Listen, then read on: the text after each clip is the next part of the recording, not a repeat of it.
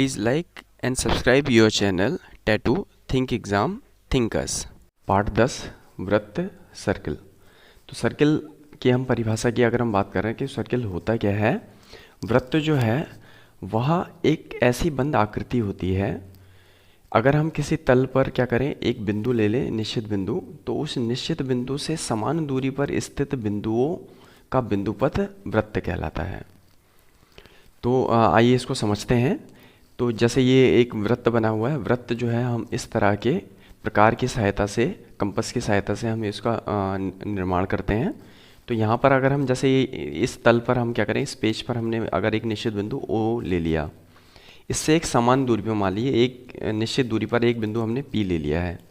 तो इस बिंदु, ये जो दूरी है आपकी OP दूरी है, इसी दूरी पर अगर हम यहाँ क्या करें, एक बिंदु और ले लें, एक बिंदु इस तरह ले लें, इस तरीके से ले लें। अगर हम बिंदु लेते रहें और इन सारे बिंदुओं को जोड़कर अगर हम क्या करें, एक आकृति की रचना करें, तो वह क्या होता है, एक वृत्त होता है। तो वृत्त इस तरह की एक रचना होती है। तो फिर से वृत्त की परिभाषा को देख लेते हैं। किसी तल पर किसी निश्चित बिंदु से समान दूरी पर स्थित बिंदुओं का बिंदुपथ क्या कहलाता है, वृत्त कहलाता है। तो ये तो वृत्त की परिभाषा हो गई। इसके उदाहरण हैं, बहुत सारे उदाहरण हैं हमारे जो दैनिक जीवन में प्रयोग होते रहते हैं। जैसे चूड़ी है आपका, या पाइप का जो सिरा है, पेन के ढक्कन का बाहरी सिरा जो है, ये तो तमाम उदाहरण है हमारे जो वृत्त कहलाते हैं। वृत्त के साथ एक विशेषता क्या, तो ये 2 डायमेंशनल फिगर होता है, द्विआयामी चित्र होता है। अर्थात इसमें केवल लंबाई होती है अगर हम बात करें, और एक चौड़ाई हुई, ऊंचाई इसमें नहीं होती। तो यह द्विआयामी चित्र है और एक तल पर स्थित होता है। अब वृत्त के हम अन्य चीज़ों की बात करते हैं। तो अगर किसी तल पर एक वृत्त बना हुआ है, जैसे यहाँ पर हम देख रहे हैं ये वृत्त बना हुआ है, तो वृत्त जो है किसी भी तल को 3 भागों में बांटता है। 3 भाग कौन से हुए, वृत्त के बाहर का भाग, इसे बहिर्भाग कहते हैं, इसे एक्सटीरियर आप बोलेंगे। फिर वृत्त की सीमा हो गई, इसे परिधि कहते हैं, इसे कहते हैं परिधि। ये जो आउटलाइन है आपकी वृत्त की, इसे कहते हैं परिधि। तो ये हो गया, इंग्लिश में कहते हैं सरकमफेरेंस। तो ये आपकी परिधि हो गई। और तीसरी चीज आती है जो इसके अंदर का भाग है, इसे कहते हैं अभ्यंतर या फिर इंटीरियर। तो एक वृत्त है जो किसी तल में स्थित है, तो वह पूरे तल को 3 भागों में बांटता है। बाहर का भाग बहिर्भाग, अंदर का भाग अभ्यंतर या इंटीरियर जिसे कहते हैं, और वृत्त की जो सीमा है जिसे परिधि कहते हैं। अब इसके अन्य चीज़ों की बात करते हैं। जैसे एक वृत्त बना हुआ है, ये हमने वृत्त ले रखा है, इस पे 2 बिंदु हमने ले लिए, P और हमने Q, 2 बिंदु हमने ले लिए हैं। तो अब क्या होता है, अगर हम इन 2 बिंदुओं को P और Q को अगर हम इसे जोड़ दें, इस तरीके से P और Q को अगर हम जोड़ देते हैं, तो हमें इस तरह की एक रचना प्राप्त होती है। तो वृत्त के किन्हीं 2 बिंदुओं को जोड़ने वाली रेखा को हम क्या कहते हैं, जीवा कहते हैं। इसे कहते हैं जीवा। जीवा जिसे इंग्लिश में हम कॉर्ड कहते हैं। तो ये जीवा हुई। अब देखिए, अगर हम इस तरीके से वृत्त में 2 बिंदु और ले लें, जैसे हमने A बिंदु ले लिया है और B बिंदु लिया है यहाँ पर इस वृत्त पर, और इन दोनों अगर हम बिंदुओं को जोड़ें तो हमें एक AB जीवा मिलेगी। और अगर यह जीवा जो है वृत्त के केंद्र अर्थात O से अगर गुजरे, तो यह जो वृत्त की जीवा है, यह एक तो क्या होता है, वृत्त की सबसे बड़ी जीवा होती है, और इस जीवा का एक विशेष नाम होता है, उसे कहते हैं व्यास, इंग्लिश में कहते हैं डायमीटर। तो इस तरीके से ये वृत्त से संबंधित कुछ सामान्य चीजें हुए जिस पे हमने बात की। चलिए आगे बढ़ते हैं। अब वृत्त की रचना अगर हम क्या करते हैं, प्रकार से करते हैं, तो इस तरीके से। तो यहाँ पर 2 चीज़ें जो है वह निकल के आती हैं। जैसे हमने क्या किया, हमने एक वृत्त बनाया, उसमें अगर हमने उस पर 2 बिंदु हमने ले लिए, P और Q हमने 2 बिंदु ले लिए। तो P बिंदु और Q बिंदु, तो इनको जोड़ने वाला जो रेखाखंड है, जो वृत्त है, जो आपका वक्र है, वह क्या है, ये PQ है। तो इसको हम क्या कहते हैं, क्योंकि ये देखिए जब हम वृत्त प्रकार की सहायता से जब हम कोई भी रचना करते हैं, जो हम रेखा खींचते हैं, तो वह क्या होता है, एक वक्र के रूप में आती है, इस तरीके से मुड़ी हुई। तो ये एक जो ये छोटा सा वक्र है, इसे कहते हैं हम लघु चाप पी क्यू, लघु चाप पी क्यू। और जो ये दूसरा भाग है, यहाँ पर हम देख रहे हैं कि जब हम वृत्त पर दो बिंदु लेंगे तो वह क्या करेगा, वृत्त को दो भागों में बांट देगा। एक तो ये छोटा चाप होगा और दूसरा क्या होगा, एक बड़ा चाप होगा। तो इस बड़े चाप को दर्शाने के लिए हमने क्या किया, इधर एक और बिंदु ले लिया, आर ले लिया है। तो यहाँ से पी से लेकर आर, फिर आर से लेकर क्यू।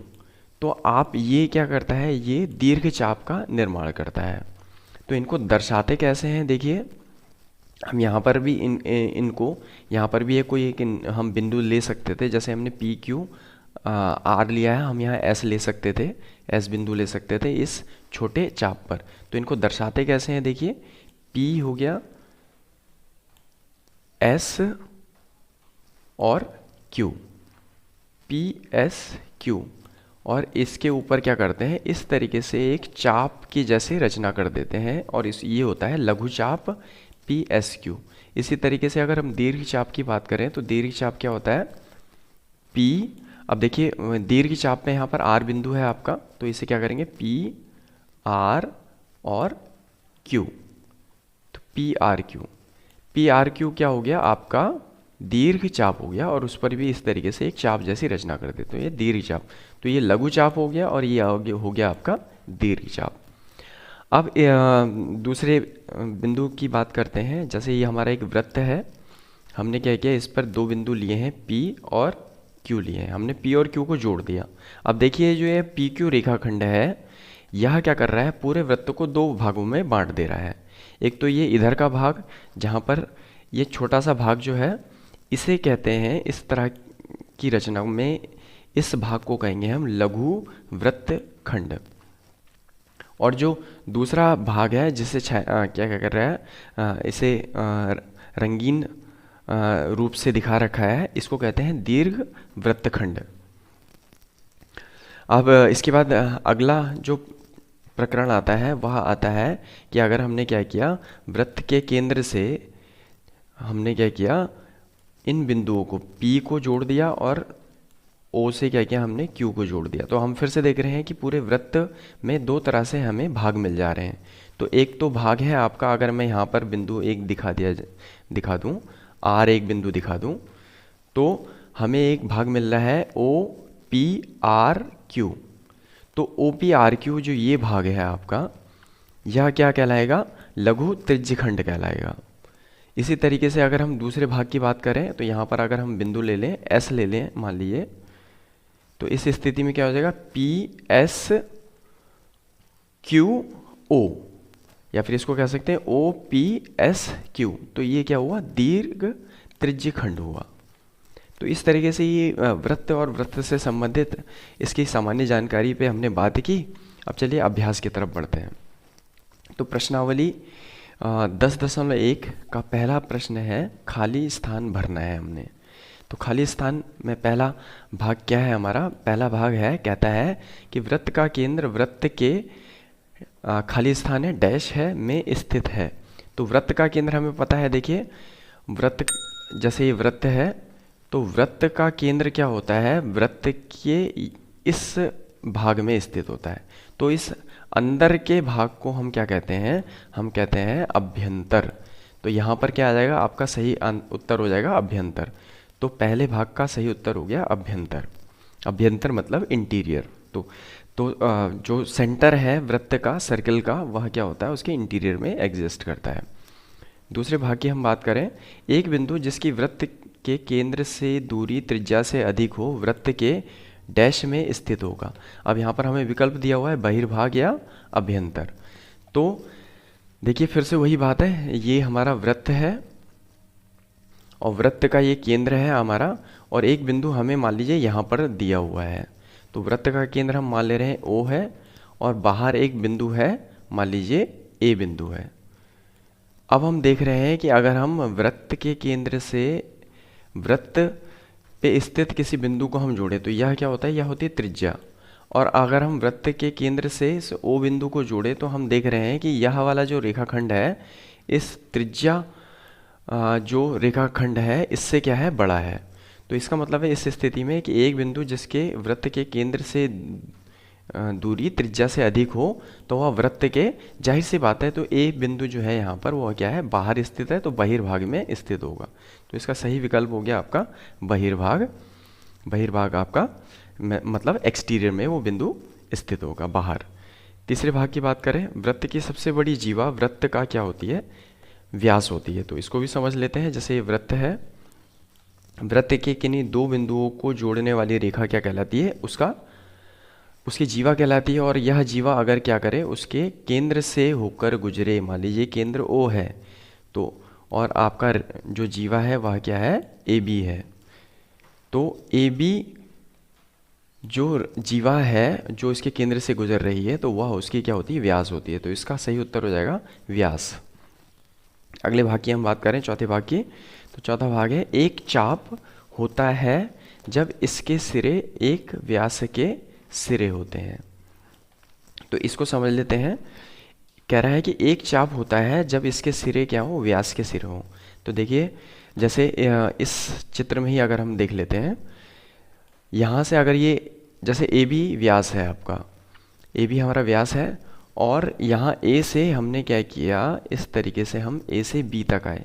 तो ये जो भाग हमें मिल रहा है, इतना भाग जो मिल रहा है वह क्या है, एक अर्धवृत्त का निर्माण कर रहा है। तो ये अर्धवृत्त जो है इसके सिरे क्या होते हैं, व्यास के सिरे होते हैं। तो इसका चौथे का सही विकल्प हो जाएगा, सही उत्तर होगा अर्धवृत्त होगा।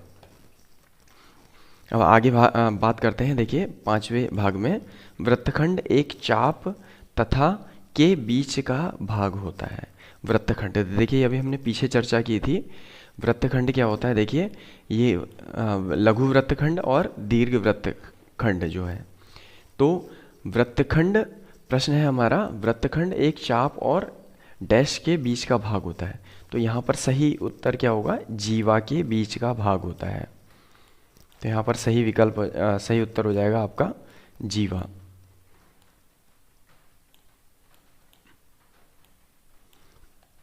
तो इसका पांचवे का सही उत्तर हो गया जीवा। चलिए आगे छठे भाग की तरफ बढ़ते हैं। एक वृत्त जिस तल पर स्थित है उसे कितने भागों में विभाजित करता है। तो देखिए हम पहले ही चर्चा कर चुके थे कि जो वृत्त होता है वह क्या करता है, जैसे इस भाग में देखिए आप, एक तल पर एक वृत्त बना हुआ है तो यह तीन भागों में बांट रहा है, बहिर्भाग, अभ्यंतर और ये वृत्त की सीमा। तो यह इस तरीके से तीन भागों में बंटता है। तो सही उत्तर हो गया इसका आपका 3 हो गया। तो ये पहला प्रश्नावली 10.1 का पहला प्रश्न हमारा पूर्ण हो गया। चलिए दूसरे प्रश्न की तरफ चलते हैं। यहाँ हमें दर्शाना, बताना है कि सत्य असत्य के रूप में हमने क्या करना है, जो हमारे स्टेटमेंट्स दे रखी हैं, जो हमें बिंदु दिए हुए हैं, उनको सत्य असत्य अपने कारण सहित देना है। तो कारण को मैं ब्रीफ कर दूंगा। तो यहाँ पर क्या है, पहला है आपका, केंद्र को वृत्त पर किसी बिंदु से मिलाने वाला रेखाखंड वृत्त की त्रिज्या होती है। तो देखिए केंद्र को वृत्त पर किसी बिंदु से, तो अगर हम एक वृत्त की कल्पना करें, यहाँ पर वृत्त हम बनाएं, तो जो केंद्र है हमारा, ये देखिए मैं इसको यहाँ पॉइंट कर दिया है, केंद्र को वृत्त के किसी बिंदु से मिलाने वाला रेखाखंड जो है आपका, ये जो रेखाखंड आ रहा है यह क्या है आपका, क्या है, एक त्रिज्या है। तो इसको त्रिज्या कहते हैं। तो यह क्या है, एक सत्य कथन है, सत्य कथन है। दूसरा क्या है हमारा, दूसरा है हमारा है वृत्त, एक वृत्त में समान लंबाई की परिमित जीवाएं होती हैं, समान लंबाई की परिमित जीवाएं होती हैं। तो वृत्त में समान लंबाई की परिमित जीवाएं, परिमित का मतलब होता है कि निश्चित जीवाएं होती हैं। तो देखिए एक वृत्त है आपका, जीवा की हम बात करें, जीवा की हम बात करें तो क्या होता है, वृत्त के किन्हीं दो बिंदुओं को मिलाने वाली रेखा जो होती है वह जीवा कहलाती है। तो मान लीजिए अगर ये 5 सेंटीमीटर है तो 5-5 सेंटीमीटर के हमारे पास जो है निश्चित ही हमारे पास क्या होंगे, इस तरीके से जीवाएं होंगी जो 5-5 सेंटीमीटर की होंगी। तो यह कथन भी क्या है, आपका सत्य है। अगले भाग की तरफ बढ़ते हैं, तीसरे भाग की तरफ। यदि एक वृत्त को 3 बराबर चापों में बांट दिया जाए तो प्रत्येक भाग जो है दीर्घ चाप होगा। अब देखिए यहाँ पर सबसे बड़ी बात है कि ये क्या कर रहा है, 3 बराबर चापों में बांट दिया जाए।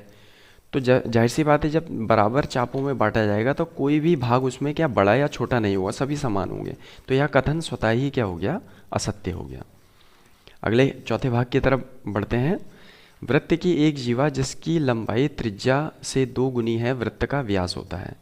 तो यह कथन भी क्या है, सत्य है। देखिए यहाँ पर हम इस चित्र की बात कर रहे हैं, तो ये हमारा एक वृत्त है और ये इसका केंद्र है, मान लीजिए ये O है, और यहाँ पर हमने क्या किया है, एक बिंदु मान लिया A जो वृत्त पर स्थित है और हमने OA को जोड़ रखा है। तो हमें पता है कि यह त्रिज्या होती है, और इसी त्रिज्या को अगर हम पीछे की तरफ बढ़ा दें और मान लीजिए वृत्त पर क्या करता है, दूसरे बिंदु B पर मिलता है, ये B बिंदु पर मिल रहा है मान लीजिए, तो अब जो AB है वह क्या है, व्यास कहलाएगा। AB जो है वह क्या हो गया, व्यास हो गया। हम देख रहे हैं कि यह जो OA भाग है यह आपका वृत्त है, और OB है, क्षमा कीजिएगा, OA जो है वह त्रिज्या है और OB क्या है, वह भी त्रिज्या है।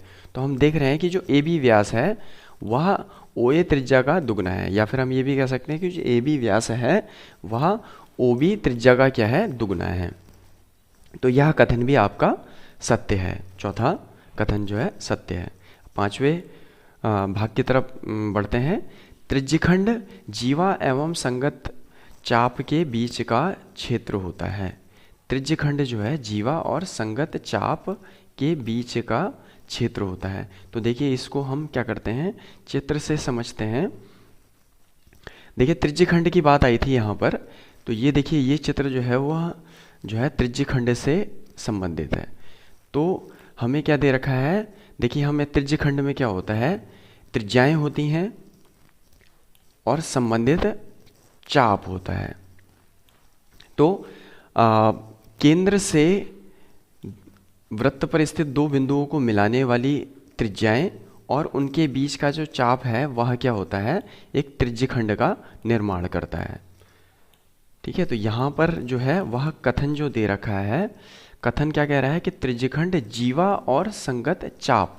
तो देखिए हमारा यहाँ पर जीवा कहीं पर भी सम्मिलित नहीं है, त्रिज्यखंड जो होता है वह क्या होता है,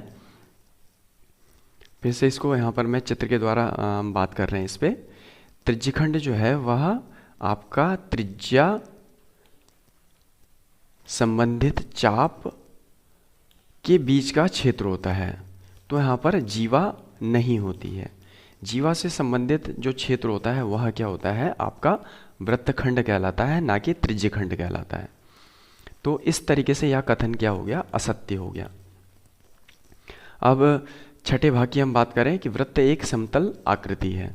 तो यह बिल्कुल सत्य है, जैसे हम बात कर चुके हैं कि वृत्त जो होता है वह एक तल पर स्थित क्या होती है, तल पर स्थित एक आकृति होती है। ठीक है, तो इसे आप क्या कह सकते हैं, वह बिल्कुल समतल, उसमें क्या होता है केवल लंबाई और चौड़ाई होती है। लंबाई इस तरीके से होगी और चौड़ाई ऐसे होगी, कोई ऊंचाई तो होती नहीं है। तो ऊंचाई जब नहीं होती है तो वह क्या होगा, जाहिर से स्पष्ट स्वतः ही क्या हो जाएगा, वह एक समतल आकृति होगी। तो इस तरीके से दोनों प्रश्न हमारे पूर्ण हो गए।